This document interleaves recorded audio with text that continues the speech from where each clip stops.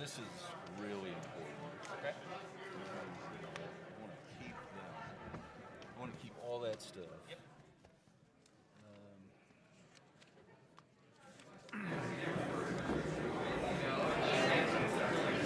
Ladies and gentlemen, please.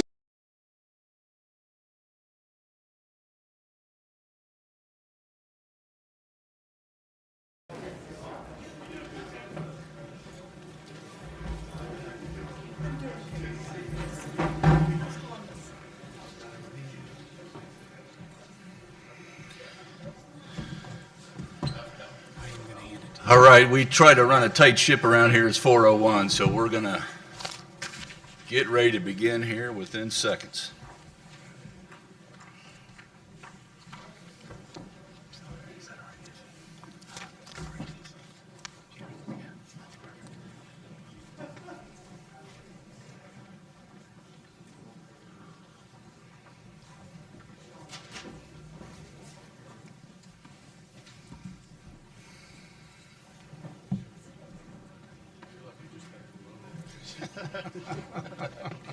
Done with one, on with the next. Well, welcome everyone. So good to see so many familiar faces from around the state. We always look forward to our quarterly IEDC meetings with all of our board members, but I will confess, maybe that's because it's at the end of the year and we're trying to land planes and the holidays are right around the corner, but I will confess we are really ready for this fourth quarter IEDC board meeting, and we have just concluded our executive session and are ready to get right at it. In doing so, we do have a quorum present, and or we've got some folks on the telephone, so we can move forward. The notice of our meeting this afternoon has been properly distributed and posted in accordance with Indiana's open door law. And I'd like to thank Butler University for hosting us here today, for not only hosting this fourth quarter board meeting, but also for hosting Central Indiana's SBDC office here at the School of Business here at Butler, and for all that Butler does to nurture and foster a lot of collaboration, not just in our capital city, but around the world, and then the students that are truly part of Indiana's future. And having said that, I'd like to ask President Jim Danko if he would have some words for us before we launch into our meeting. Absolutely. Thank you, Governor, and welcome everyone here. We are honored to host this rather significant IEDC meeting here on our beautiful Indiana campus. Allow me to thank and recognize the dedicated and talented leadership, including Governor Eric Holcomb and Secretary of Commerce Brad Chambers. Special recognition, obviously, to all of the board of directors that are here today, as well as the staff. So welcome to Butler. I want to thank IEDC for the important work that they're doing here in the state, attracting and supporting new business development, creating new jobs, and furthering our legacy as one of the top states in the nation for business. Certainly, the READI grants will help accelerate those efforts. Butler values its partnership with IEDC and is committed to supporting its important work, especially in the education and development of the state's workforce. Perhaps similar to the state of Indiana, a few years ago, our Board of Trustees established a separate entity within Butler, which we have dubbed Butler Ventures. The objective was to provide a platform from which Butler could develop and innovate educational models and talent solutions, including through the establishment of our own transformation lab and new division of professional studies, efforts that are in close alignment with both employer and learner needs. Our new strategy is focused on significantly expanding the pool of learners that Butler will serve from an access perspective, as well as a lifelong learning and upskilling perspective. The Butler University vision is to boldly innovate and expansively educate. I might highlight the prominent E words embedded within our vision, indicating that as we pursue it, we will support the vision of IEDC, as Secretary of Commerce Brad Chambers has articulated and expressed through the 5 E's of your 5-point strategy. Again, I am grateful for all of what IEDC and the state of Indiana do, and we're honored that Butler could host you today. Governor? Thank you, Mr. President.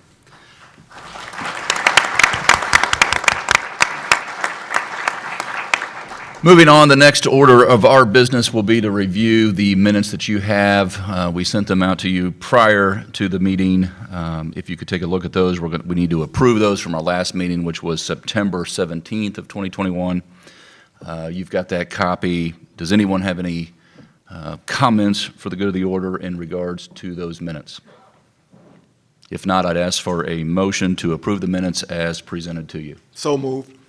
Do I hear a second? Second. All in favor? Aye. Any opposed? Minutes have been approved.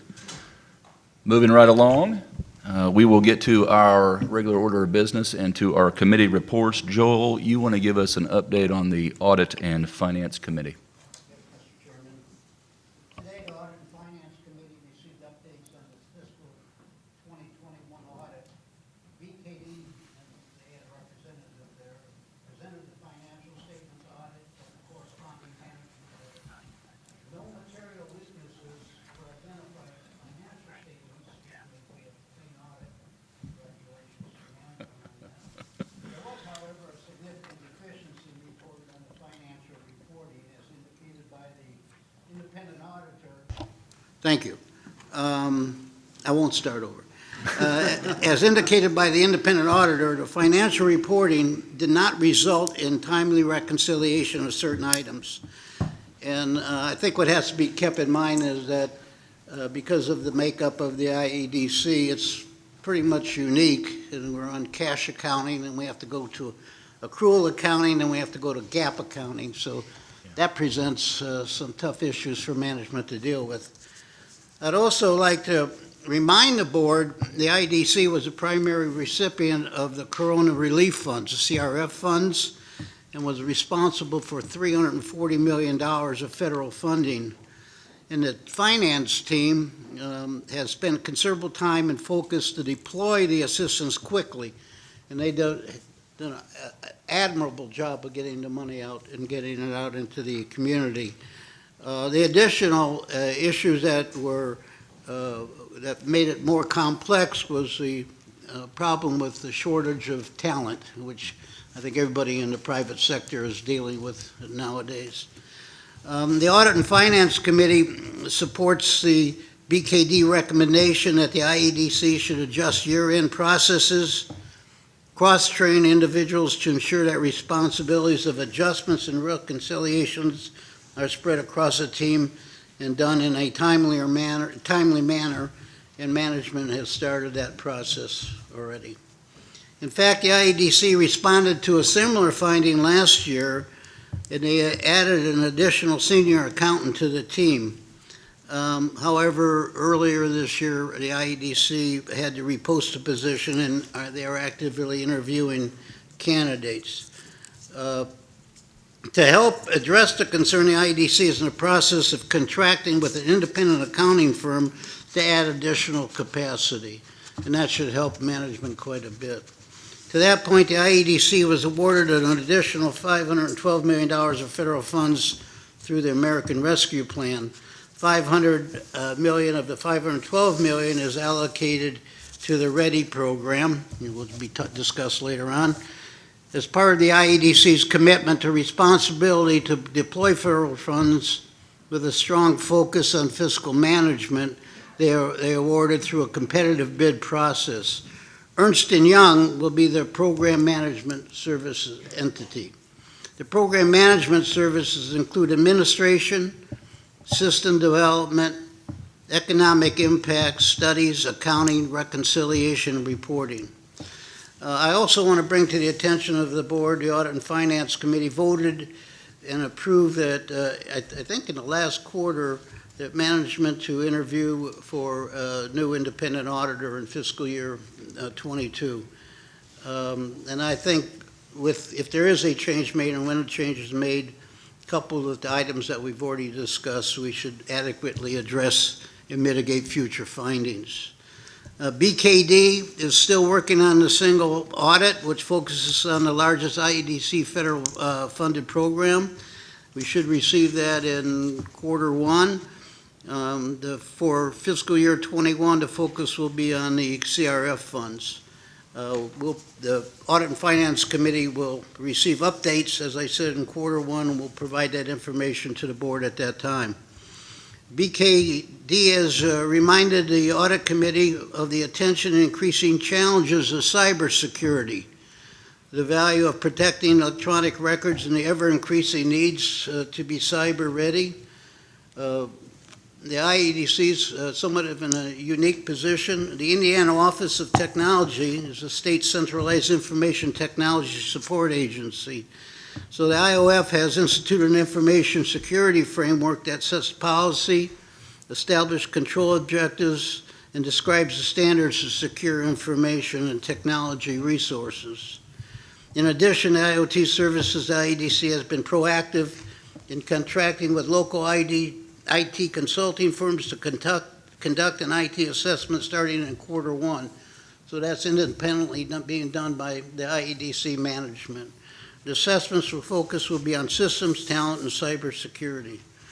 Finally, we discussed the corporation and foundation budgets and improved the audit and finance calendar for 2022. Thank you, Mr. Chairman. That concludes my report. Thank you, Joel. Dayton, you want to give us the Business Development Committee report? Thank you, Mr. Governor. The Business Development Committee welcomed Ann Lathrop and met to consider an exciting portfolio of activity. Committee heard about strategic business development initiatives, reviewed the healthy pipeline of active projects that the business development team is pursuing, and approved investment awards for 7 new projects and 1 revised project. I'm pleased to report that the business development team's vital signs continue to be very healthy, as is the pipeline of projects actively being pursued. For example, accepted project wages this year are nearly 20% above the state average wage, and new capital investment is up 56% year over year. The 45 active projects in the business development pipeline also represent a potential $702 million in new payroll and $14.2 billion in new capital investment, and span across all IEDC's strategic 5Es. As I mentioned, for approval before the committee this quarter were 8 projects. These projects represent over $320 million in new payroll and over $620 million in new capital investment, and they will occur in 8 different communities across the state. The IEDC offered investment tools totaling $76.01 million, consisting of programs for hiring, training, and capital investment, along with headquarters relocation. In the interest of time, let me highlight just a few. The first project approved was List Biotherapeutics. List is a researcher and developer and manufacturer of late-stage microbiome-based therapeutics, establishing operations in Hancock County. The company is committed to create 210 new jobs, make over $125 million in capital investment. The IEDC offered and we approved an investment package of $4.91 million, consisting of $3.15 million in EDGE tax credits, $1.685 million in infrastructure grant support, and $75,000 in SEF training grant funds. This project breaks even in the first year for the state of Indiana. Another project approved was the revised Project Prime. Project Prime is a processor and distributor of high-end protein products. The company is moving its headquarters from Illinois and establishing operations in Lake County. The company is committed to create 265 jobs, make over $33.8 million in capital investment. Project again breaks even in year 1, and the IEDC offered a revised investment package of $4 million in EDGE tax credits, and we approved. A second headquarters relocation project we approved was Project Solution. Solution is an orthodontic appliance designer, developer, and manufacturer, relocating its headquarters from Colorado and establishing operations in Johnson County. The company is committed to create 231 new jobs, make over $6.6 million in capital investment.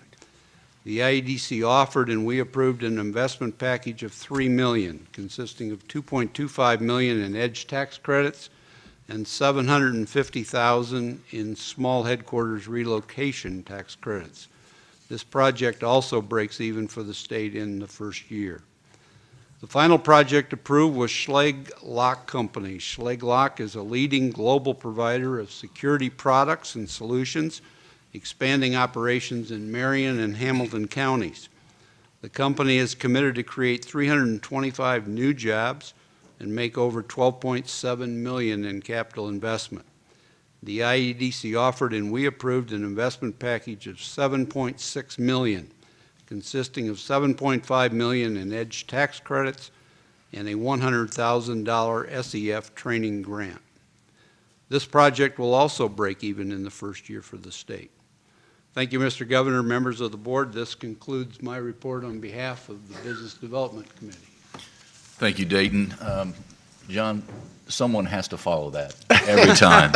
And the Entrepreneurship Committee always has a lot of good news as well. Can you give us the report? I'll give you a report. It's all good news, Governor.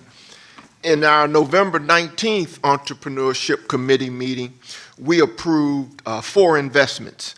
And so I'll give you a little detail on each. A $750,000 investment in Woven Teams, an evidence-based hiring platform based in Indianapolis. This investment requires $4.25 million in private co-investment. We also, at the same time, approved a $750,000 investment in Conversite AI, a voice-enabled business intelligence company.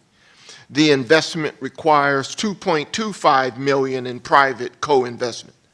Third one was a $500 investment in Stamus Networks, a cybersecurity company focused on network-based threat intelligence. The investment requires $500,000 in private co-investment.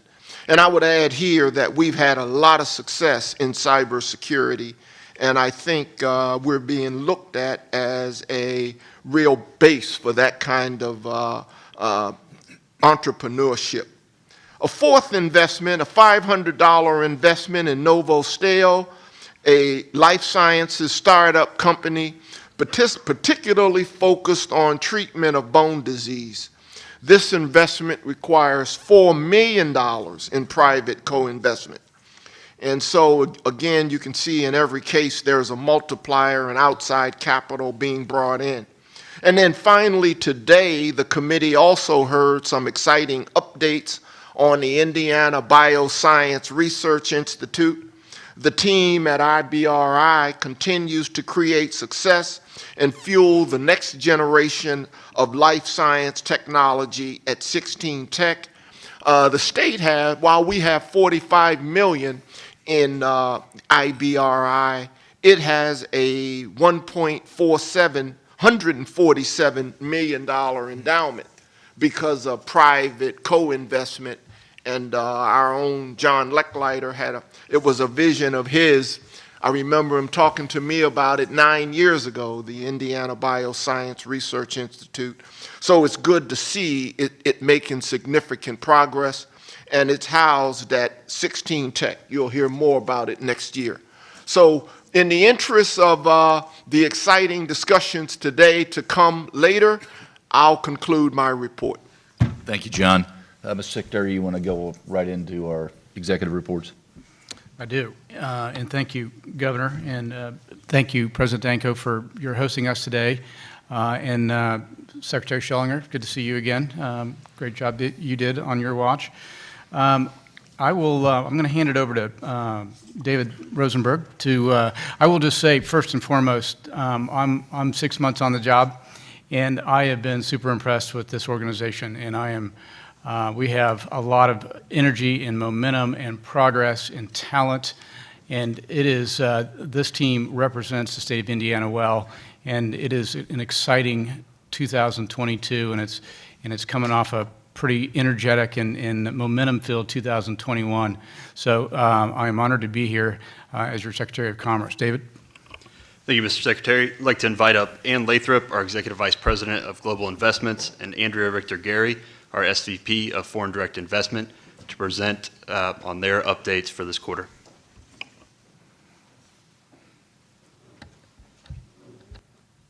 Next slide. Headline for this year is 3 out of the 4 rows that you see above you. We have hit goals. And so the business development team has done an amazing job here at IDC for closing out this year. We had 5 additional projects, which is about a 2% increase over last year.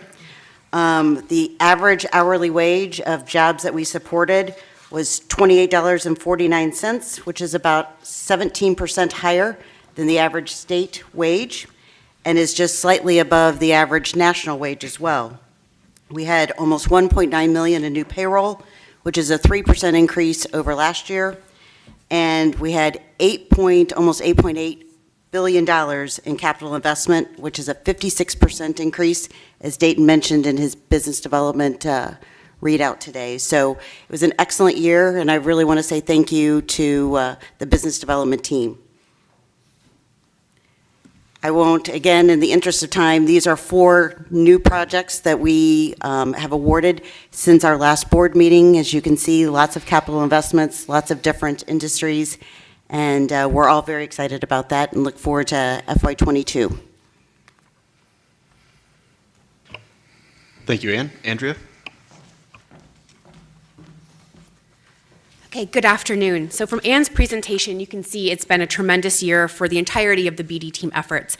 However, we want to focus for a minute on foreign direct investment as a key and strategic piece of that pie. Often asked why we travel, why we have international offices, why the governor and secretary are so busy meeting delegation after delegation, this really shows why FDI is an intentional strategic priority to build the economy of Indiana. I'm going to get to our Indiana good news in just 30 seconds, but I wanted to highlight a few national FDI statistics of why this is a priority. 1, higher wages. Workers in international companies earn an average of 18% more compensation than the national average. 2, manufacturing. International companies supported 69% of all new manufacturing jobs in the last 5 years. Innovation. International companies spend more than $71 billion on U.S.-specific R&D. And finally, tax revenue. They represent a disproportionate 25% of federal corporate taxes. So now to this slide, that shows the foundation of why these numbers are so significant. So in addition to being a stellar year, we set 3 specific FDI records. 1 is the number of projects. We had 47 distinct international projects. This tied with 2018 for our highest to date. Second, CapEx. We had a record year and really blew away previous years with $3.55 billion. A lot of this was projects that Ann mentioned, like the Doral Solar Farm. And finally, we hit our highest average wage at $29.57. And just to show in this next slide, a lot of the effort and relationship building that goes into building that pipeline. So in 2021 alone, we had 46 international delegation visits and meetings with foreign governments, business associations. We had 20 international company visits, but that doesn't even touch the number of calls, Zooms, webinars we did because we couldn't physically have some companies here due to travel restrictions. We had 19 virtual events. This is partnering with consulates, embassies, others to really educate people on why Indiana is a premier place to do business. And although it's not quite used to the schedule that the governor has, we still had 2 international trips. You can see the governor and the secretary here with the foreign minister of Qatar. The last couple key figures, we had 40 different countries now represented in the state of Indiana. So you can see that's really important to economic diversification. That totals 1,075 plus foreign-owned companies in our state. So overall, it's been a fantastic year. We're really proud of our efforts of the whole BD team, and thank you for your attention. We're looking forward to a better 2022. Thank you, Andrea.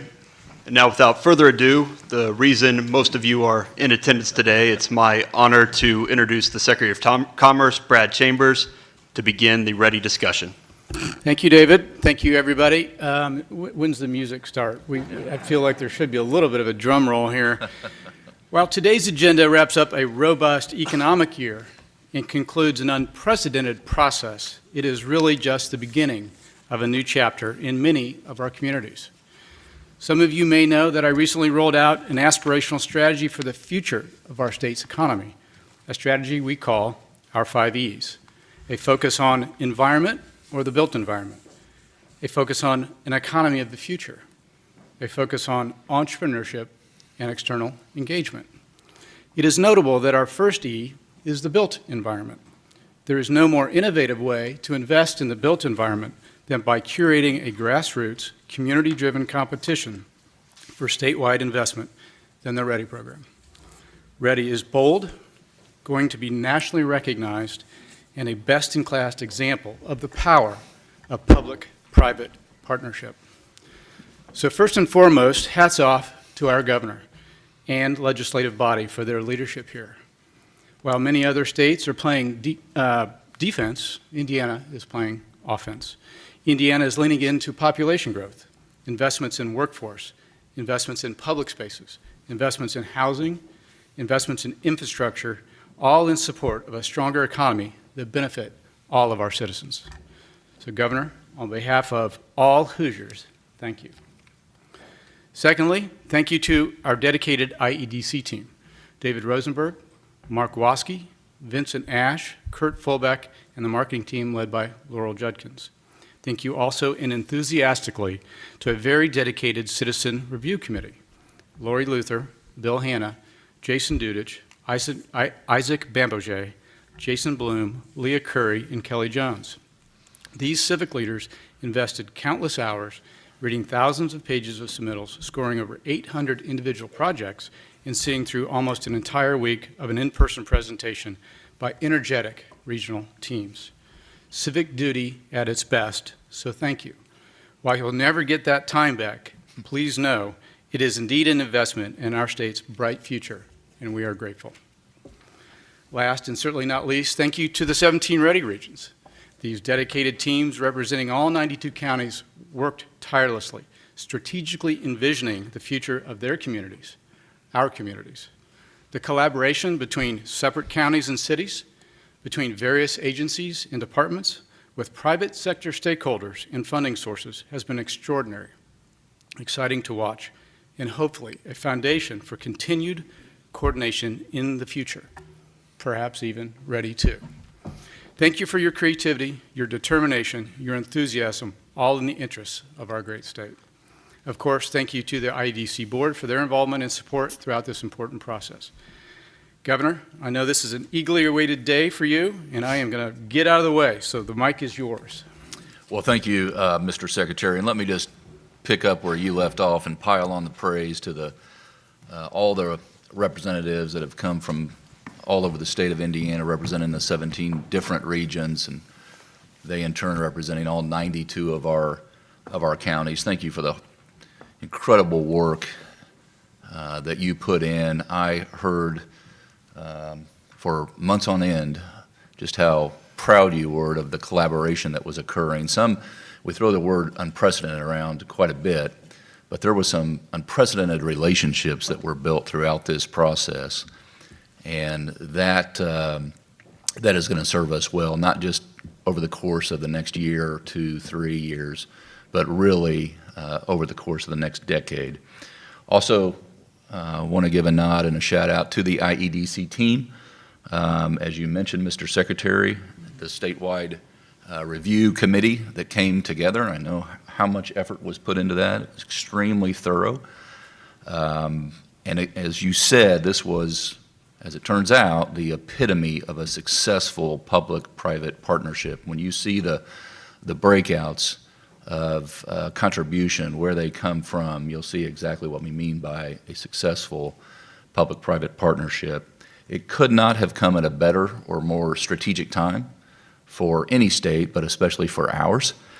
Our state's strong financial position, that foundation on which we rest currently, we're not going to rest on it. We're going to continue to lean forward and encourage that momentum. Over the course of the last 5 months, we have exceeded our revenue streams by $644 million. We'll get another forecast this Thursday. So more to come on that front, but that has enabled us to really double down and reinvest in our people and our places like never before. And Indiana is definitely ready to do more. And we're going to step on the accelerator here. We're going to step on the gas and try to create more separation between us and that competition. The first half of this meeting, what that was all about. That is a competition every day we wake up. This READI grant program is going to help us do just that. So we're ready to seize the day, carpe diem. We put this challenge out. All 17 of the districts said, challenge accepted. And we're going to bring our best, and you really did. And so it became a challenge to go over those 800 projects that were submitted, but they're all geared towards increasing that cool factor in our communities, making sure we're investing in talent retention and talent attraction.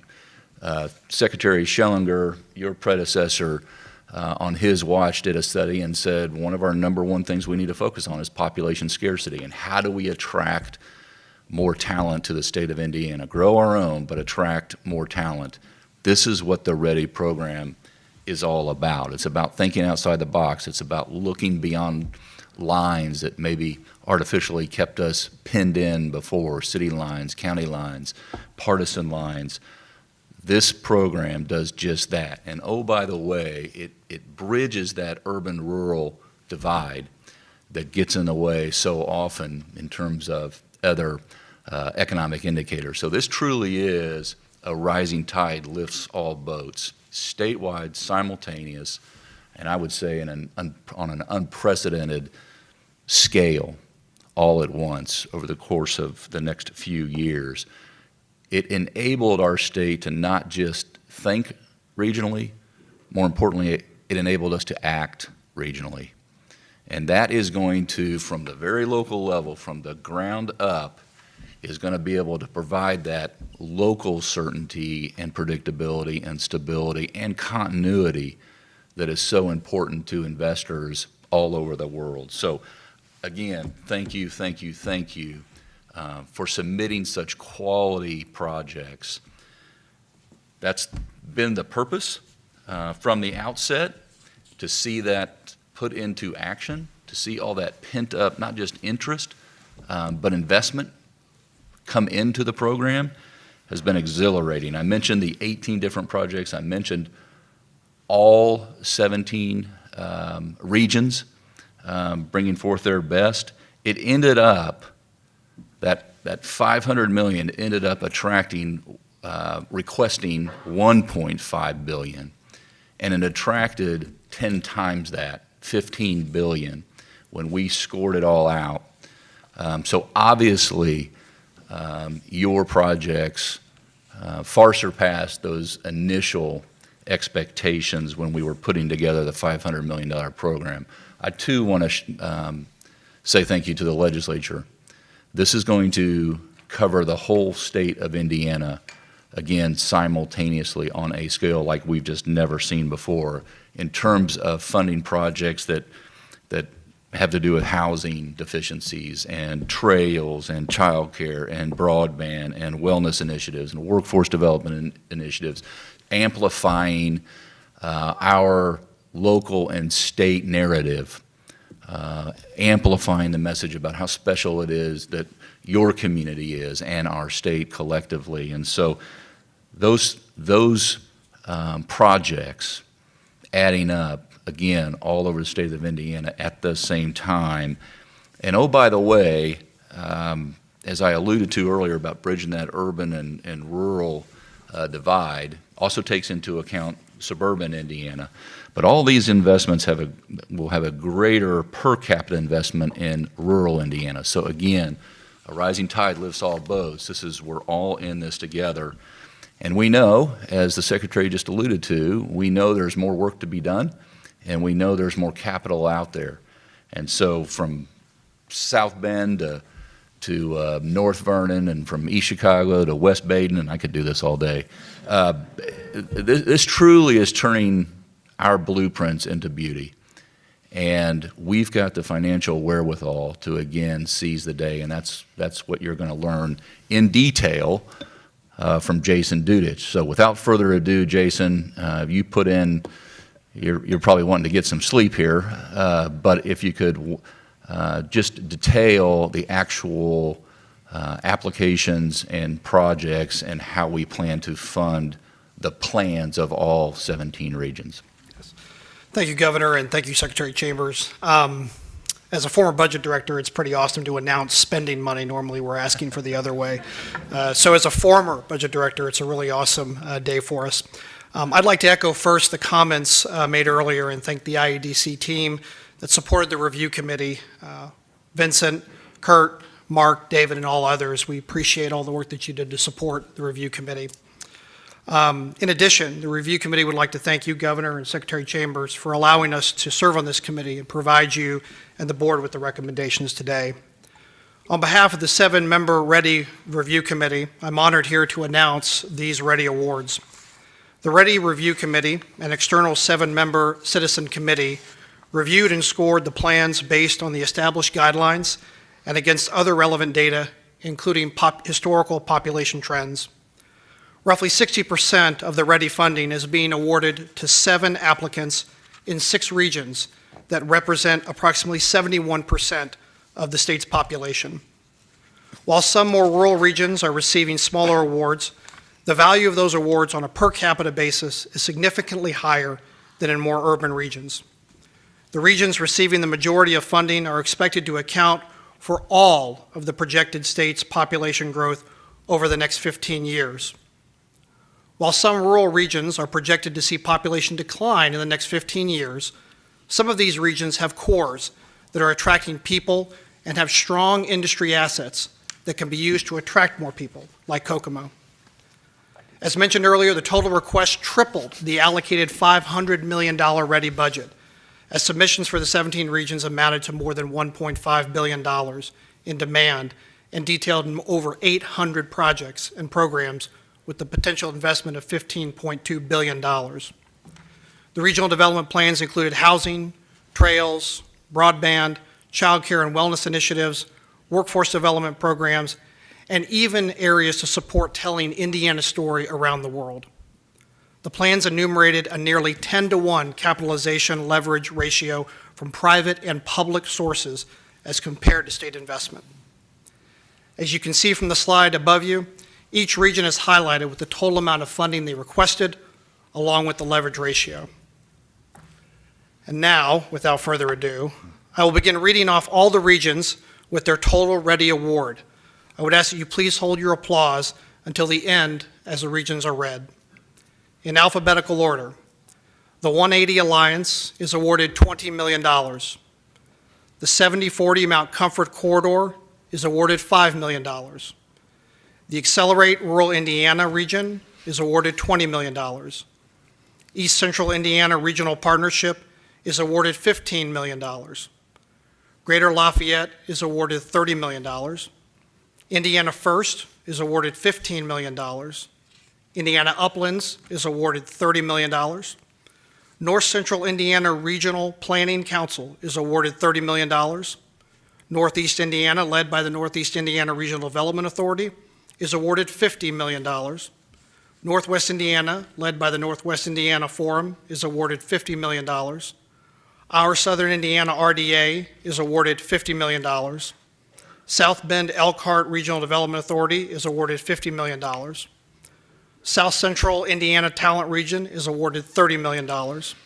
Southeast Indiana READI is awarded $15 million. Southwest Indiana Regional Development Authority is awarded $50 million. Wabash River Regional Development Authority is awarded $20 million.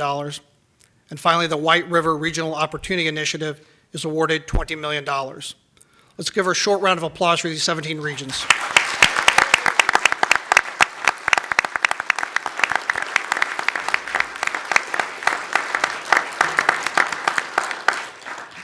Once again, Mr. Secretary and Governor Holcomb, thank you for the opportunity to serve and make the recommendation to the board. Thanks, Jason.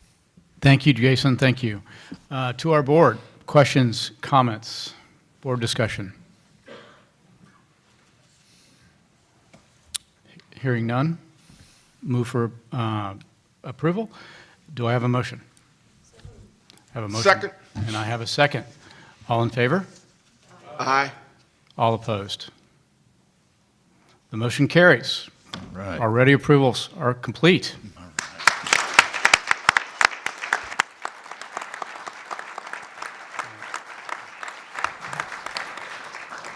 All right, that's why we're here. So there being no further business, do I hear a motion to adjourn? So moved. We are adjourned. Happy holidays. Happy holidays. Folks out here.